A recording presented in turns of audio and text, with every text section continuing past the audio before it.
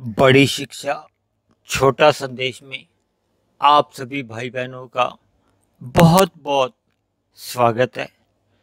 आज की चर्चा का विषय है एक यात्रा अशांति से आनंद की ओर। देखिए, आज कलयुग चल रहा है। लगभग ऐसा देखने में आ रहा है कि लगभग सभी मनुष्य, देखिए 99.99% लोग कलयुग में तो सभी लोग दुखी हैं, अशांत हैं। भले ही सुख चाहना तो सभी जीवों का एक स्वभाव है। देखिए, ये एक आत्मा का स्वभाव है कि कोई भी जीव दुख नहीं चाहता। देखिए, मैं अभी फिलहाल मनुष्यों की बात ही नहीं कर रहा, यानी कि आपकी और मैं अपनी बात नहीं कर रहा। देखिए, मनुष्य से नीचे की भी जितनी योनियों के जीव आप देखते हो, भले ही वो शब्दों से तो प्रकट नहीं कर सकते कि वो सुख चाहते, लेकिन सुख चाहना एक आत्मा का स्वभाव है। और सुख भी हम ऐसा चाहते हैं कि जिसमें दुख लेश मात्र भी नहीं हो, यानी कि हम 100% सुख चाहते हैं, उसमें हल्का सा भी दुख की मात्रा नहीं चाहते। देखिए, इसी दुख रहित सुख का ही दूसरा नाम आनंद है, और वो माया में है ही नहीं। देखिए, शास्त्रों में 3 ही तत्वों की चर्चा आती है। माया यानी प्रकृति, जीव यानी आत्मा, और एक भगवान। चौथा कोई तत्व ही नहीं है। देखिए, ये प्रकृति जड़ है, द्वैत है, जहाँ सुख और दुख दोनों ही बने रहते हैं। और गीता में तो श्री कृष्ण भगवान जी ने इस जगत को दुखालय नाम से संबोधित किया। देखिए, जहाँ भोजन मिलता है हम उसको भोजनालय कहते हैं। जहाँ अधिक पुस्तकों का संग्रह होता है उसको हम पुस्तकालय कहते हैं। जब परमात्मा ने ही इसका नाम दुखालय रखा हुआ है तो यहाँ दुख तो देखिए अधिक है। वो अलग बात है कि किसी को कम दुख मिलते हैं, किसी को अधिक दुख मिलते हैं, लेकिन दुखों से वंचित तो कोई भी मनुष्य नहीं है। देखिए, एक मनुष्य भले ही फूलों की सेज में लेटा भी हो, लेकिन वहां अगर उसको एक कांटा अगर चुभ जाता है, यानी कि अनेकों सुखों के बावजूद भी एक दुख भी उसको विचलित कर देता है। उसको, यानी कि उसको अगर 99% सुख भी मिले हैं, वहीं उसको 1% दुख मिलते ही वो मिले हुए 99% सुख भी बेकार लगने, क्योंकि दुख तो फौरन ही अपना असर दिखाता है। देखिए, किसी को भी अगर कांटा चुभता है तो वो उसी समय दर्द से कराहता है ना, यानी कि दुख उसी समय ही अपना प्रभाव, अपना असर दिखाने लगता है, और उसी से ही मनुष्य दुखी हो उठता है।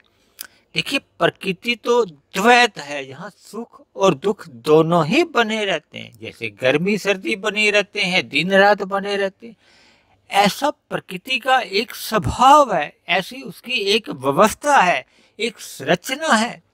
क्योंकि प्रकृति तो जड़ बताई गई है, जैसे ये कुर्सी मेज है, और हम सभी जीव चेतन है, क्योंकि हम सबकी आत्मा तो देखिए चेतन है ना।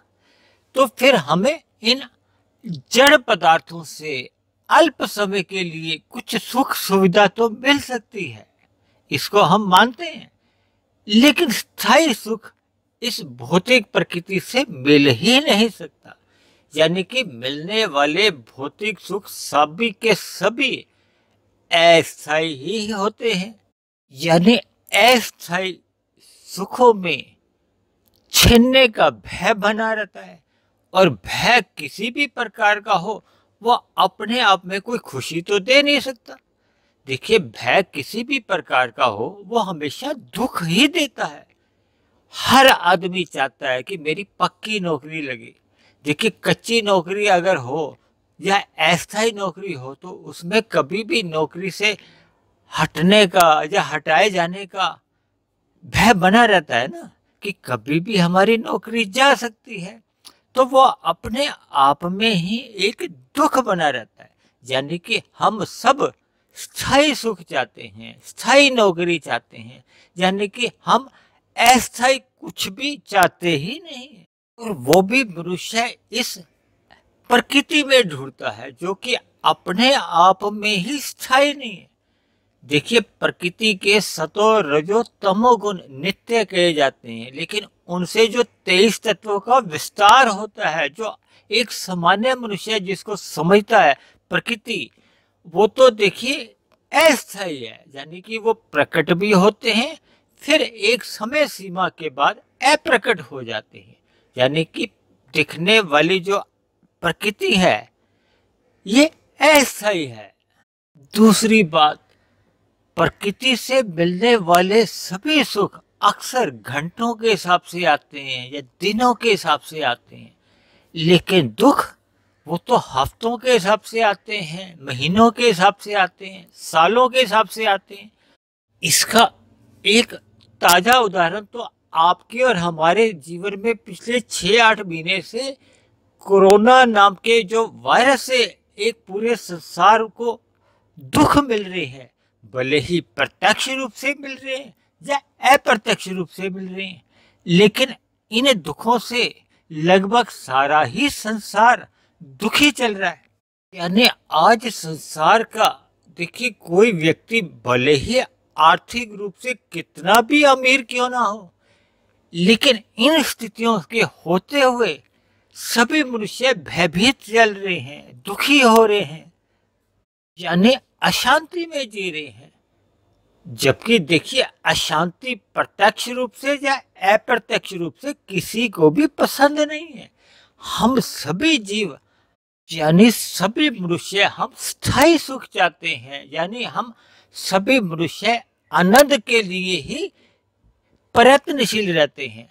और ये आनंद केवल और केवल परमात्मा को पाने से ही मिलेगा, जब परमात्मा की ओर सम्मुख होने से ही मिलेगा। यानी मनुष्य जितने जितने अंश में या जितने जितने अनुपात में परमात्मा के सम्मुख होता जाएगा, उतने उतने अंश में उसको शांति की प्राप्ति होती जाएगी, यानी आनंद की प्राप्ति मिलती जाएगी, क्योंकि परमात्मा ही आनंद स्वरूप है। आपको शायद ध्यान होगा हमने एक बार सत्संग सच्चिदानंद के ऊपर भी किया था।